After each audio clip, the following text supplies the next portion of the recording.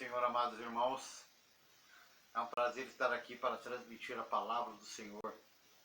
Eu gostaria que todos pudessem me acompanhar no livro de Lucas, capítulo 12, versículo 18. A parábola do rico insensato.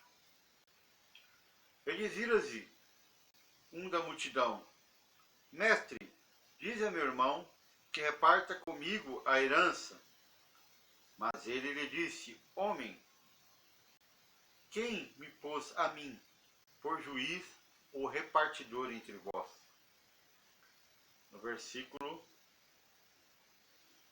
15. E disse-lhes: Cautelai-vos e guardai-vos da avareza, porque a vida de qualquer não depende ou consiste na abundância do que possui.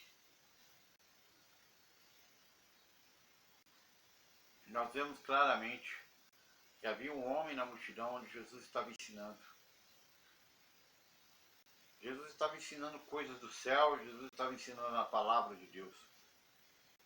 Mas aquele homem estava preocupado com a herança do seu irmão, com a disputa. Acreditava ele que Jesus, por ter tal autoridade no céu, poderia utilizar a sua autoridade para influenciar o seu irmão ao seu favor. A Bíblia não diz qual era o motivo da desavença entre os dois, da injustiça entre os dois.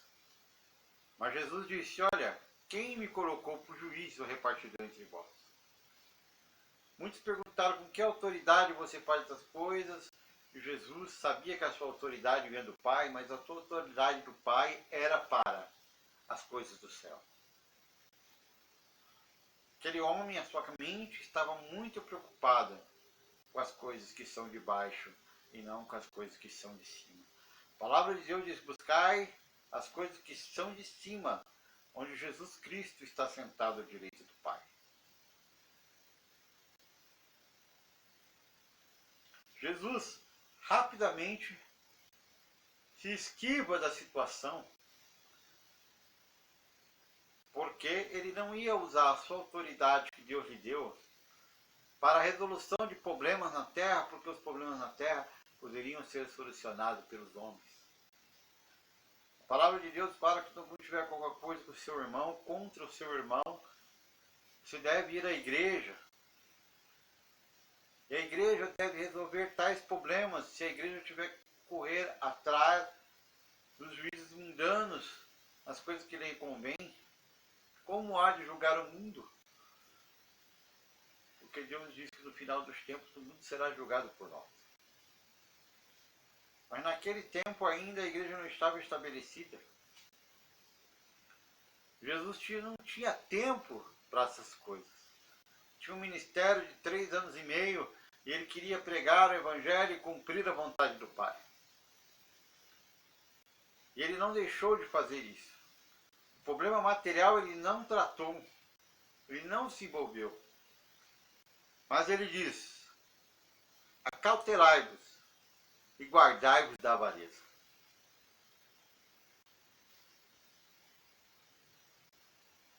Eu acredito que aquele homem já possuía bens. Que a preocupação dele não era com a subsistência, mas com a aquisição de uma nova herdade, ou parte de uma herdade, que ia incrementar o seu patrimônio. E quando Jesus fala que aquele homem era avarento, ele está dizendo que aquela pessoa idolatrava as coisas materiais. A palavra de Deus que os cuidados da vida, a sedução das riquezas, sufocam a palavra de Deus e fica infrutífera no coração do crente. Uma palavra de Deus que não consegue dar fruto.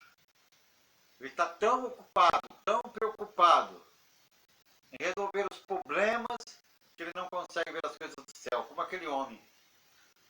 Estava ali ao lado de Jesus. Ele teve a oportunidade de falar com Jesus, que a Bíblia diz que sempre a multidão o apertava. Ele teve a oportunidade de perguntar algo, de falar algo. E ele vem e perde essa oportunidade que ele tinha de absorver algo do céu. Jesus continua. A vida de qualquer um não depende dos bens que possui. Nós estamos numa sociedade consumista, num sistema em que nós temos que trabalhar e avançar cada vez mais. Porque a palavra de Deus fala assim, que tendo que comer, o que vestir, estar, pois, contentes. Mas no mundo de hoje, essa não é a regra que seguimos.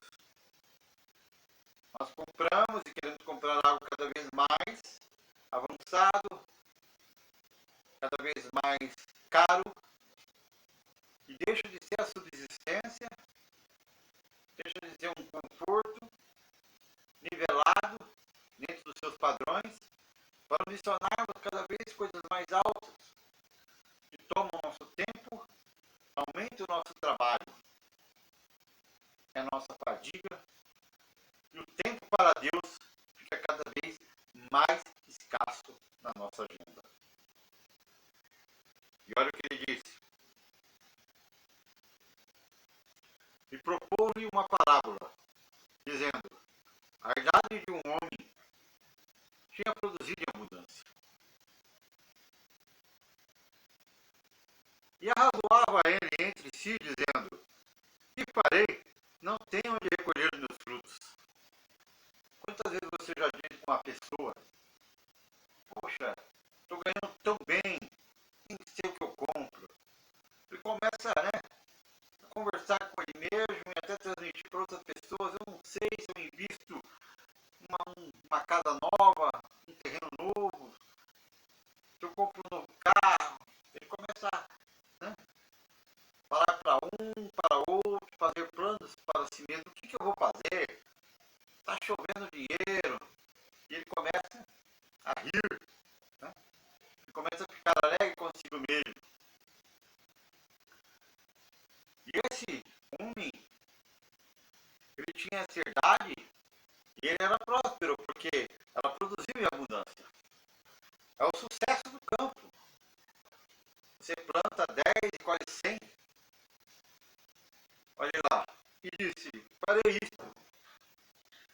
Derribarei os meus celeiros, edificarei outros maiores, e ali recolherei todas as minhas novidades e os meus bens. Olha só.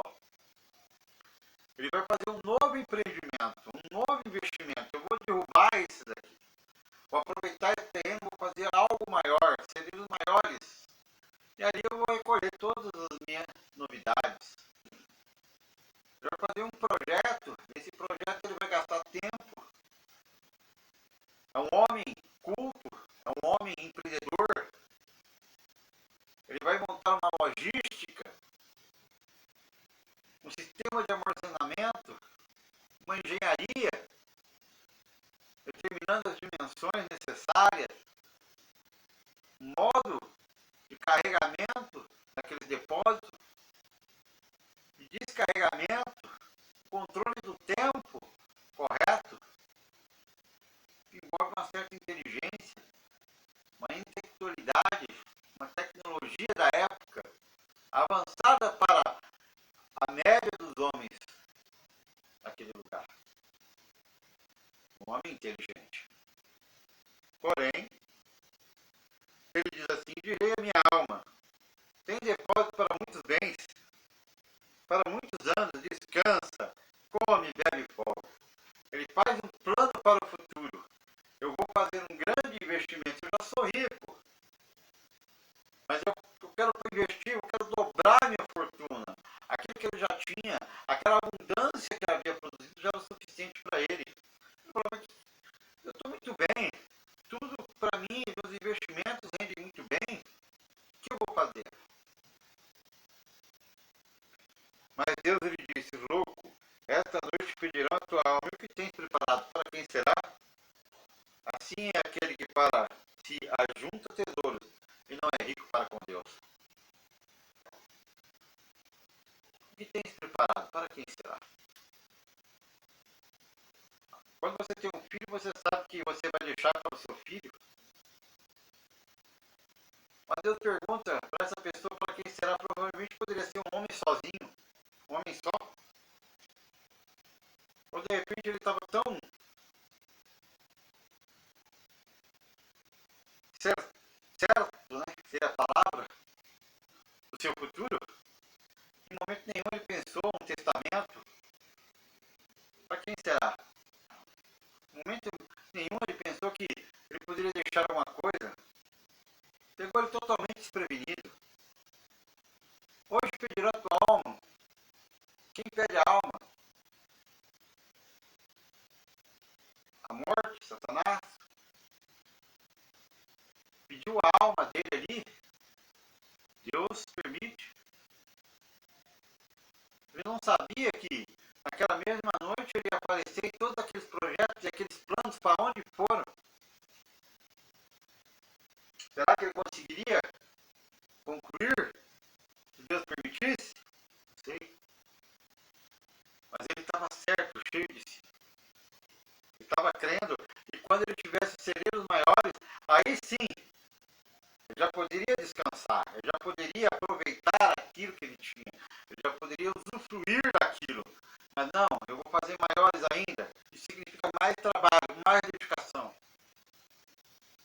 E aí eu vou dizer para minha alma, quer dizer, quando eu tiver mais ainda do que eu tenho, quando eu tiver mais do que eu possuo, o que tem agora não dá, aí eu vou dizer para minha alma, descansa, come, bebe, folga. Eu vou estar no controle da situação, eu vou estar no controle da minha vida, eu vou estar dominando tudo, eu vou estar descansando, eu vou estar tranquilo. Mas naquela noite, sua alma foi pedida, eu não sei, se foi um bandido que entrou na sua propriedade, naquela época violenta, se foi uma doença que acometeu, se foi um mal súbito que o levou, nós não sabemos, a Bíblia não fala, mas ele não era rico para com Deus. Em momento nenhum, ele praticou a caridade, ele ajudou o próximo, ele não teve tempo de meditar na situação de muitos necessitados da época que estavam em volta da sua propriedade. Ele não tinha nada para apresentar por Deus, porque ele não fez nada de bom, a não ser trabalhar para se enriquecer.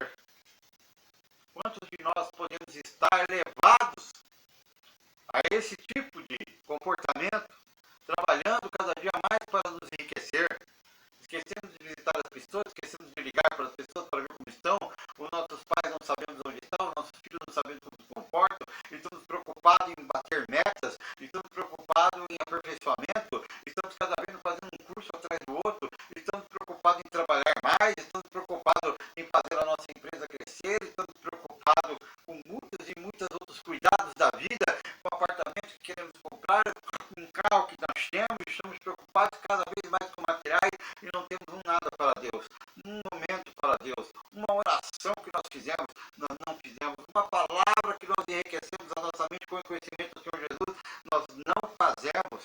Nós estamos preocupados com as coisas materiais, deixando-se levar pelos cuidados da vida e pela avareza, porque a avareza é o amor incondicional ao dinheiro. O problema não é esse dinheiro.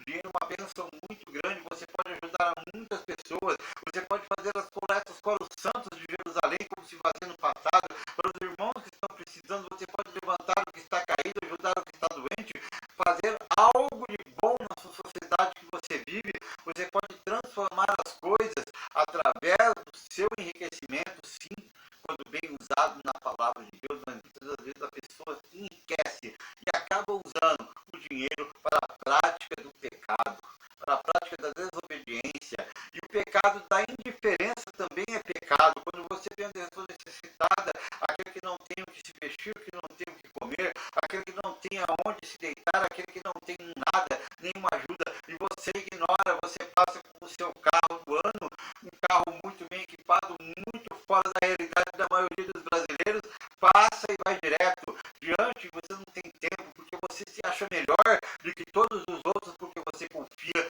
no seu dinheiro. E aquele homem estava confiando nas suas riquezas. Ele achava que com as suas riquezas a sua vida seria próspera e a prolongar na terra. Mas a nossa vida, a sua vida está na mão do Senhor Jesus Cristo. É Ele que dá saúde. Às vezes a pessoa está nos piores hospitais, nos hospitais que não têm recursos, mas o Senhor envia o seu anjo e sara. E aquele que está nos melhores hospitais, como nós tivemos em pouco tempos atrás, vimos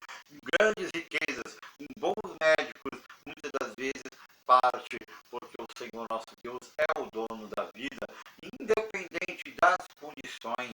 A vida do homem não depende dos bens que possui. Cuidado para não ser enganado, pensando que você buscando as coisas materiais, você será feliz. A felicidade é Jesus Cristo. Eu agradeço a oportunidade de estar pregando o Evangelho através da internet e você ser alcançado pela palavra de Deus. Porque eu dou um bom de testemunho que há muito tempo a minha vida esteve por um fio na doença que eu